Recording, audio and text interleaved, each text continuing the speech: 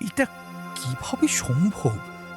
দরজা আছে, কিন্তু তার কোনো দেওয়াল নেই, তবুও দাঁড়িয়ে আছে।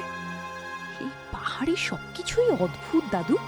এখানে নিয়মগুলোও নিজেদের মতো করে বদলে যায় সব সময়। দরজার চারপাশে বাতাস ধীরে ঘুরছে, যেন অদৃশ্য কোনো শক্তি সেটাকে স্থির করে রেখেছে সেখানে।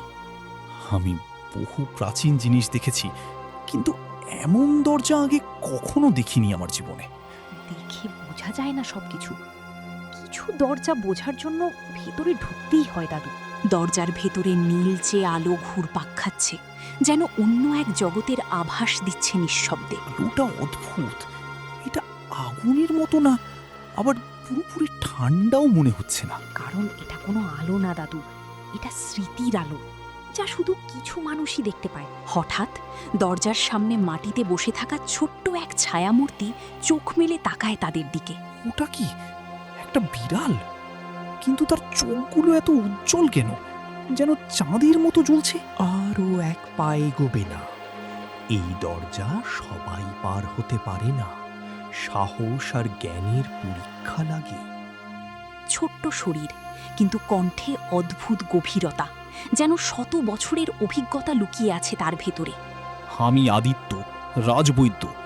আমাকে রানী চন্দ্রার সাথে দেখা করতে হবে জরুরি প্রয়োজনে, এখনই। সবাই জরুরি কারণ দেখায়, কিন্তু দরজা শুধুই তাদের জন্য খুলে যারা নিজেদের সত্য চিনতে পারে।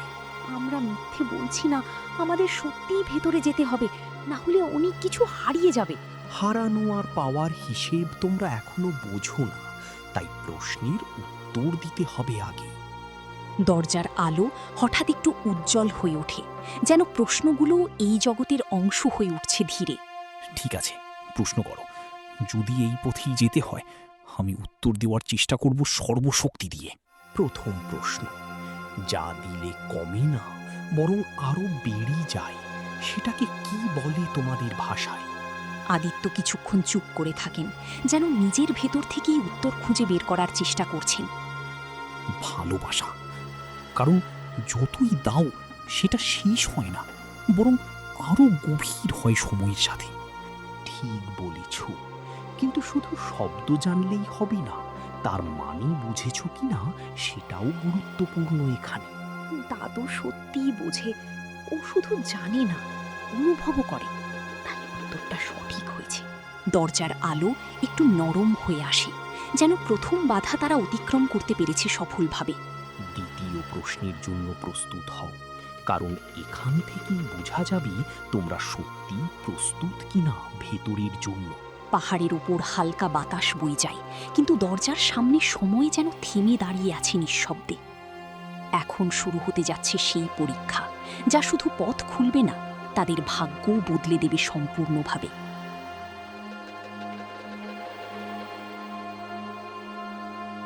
মেঘের ভেতর দিয়ে হাঁটতে হাঁটতে তারা বুঝতে পারছিল, এই রাজ্য তাদের উপস্থিতি অনুভব করছে নিঃশব্দে। দাদু, ওরা শুধু তাকিয়ে আছে কেন? কেউ কথা বলছে না কেন একটুও এই অদ্ভুত জায়গায়? কারণ এরা শব্দ ব্যবহার করে না, এরা স্মৃতি দিয়ে কথা বলে। এটাই এই রাজ্যের নিয়ম। একটি মেঘ মানুষ ধীরে এগিয়ে আসে, তার চোখে হালকা আলো জ্বলে ওঠে অদ্ভুতভাবে। দাদু, ওর চোখে কিছু দেখছি আমি, যেন অন্য কারো জীবন ভেসে উঠছে সেখানে স্পষ্ট। ওগুলো তার নিজের নয়, অন্যদের স্মৃতি, যেগুলো সে সংগ্রহ করেছে সময়ের সাথে সাথে ধীরে। মেঘ মানুষটি হাত বাড়িয়ে রাখে, কিন্তু তার ভঙ্গিতে কোনো আক্রমণ নেই, শুধু এক নিঃশব্দ অনুরোধ। ও কি আমার কাছে কিছু চাইছে, নাকি শুধু পরীক্ষা করছে আমি কি করি এখন? এরা কখনো সরাসরি কিছু বলে না, কিন্তু তোমার সিদ্ধান্তই বলে দেয় তুমি কি হারাবে সামনে। তিতলি ধীরে এক পা পিছিয়ে আসে, আর সেই মুহূর্তে মেঘ মানুষটি থেমে যায় স্থির হয়ে। দাদু, আমার মনে হলো যদি ছুঁই, আমি হয়তো কিছু খুব গুরুত্বপূর্ণ ভুলে যাব হঠাৎ করে। ঠিক তাই, আর সেই ভুলে যাওয়া জিনিসটাই হয়তো তোমার সবচেয়ে প্রিয় স্মৃতি হতে পারে। হঠাৎ দূর থেকে ভেসে আসে সেই সুর, যা ধীরে ধীরে চারপাশের নীরবতাকে ভেঙে দেয়।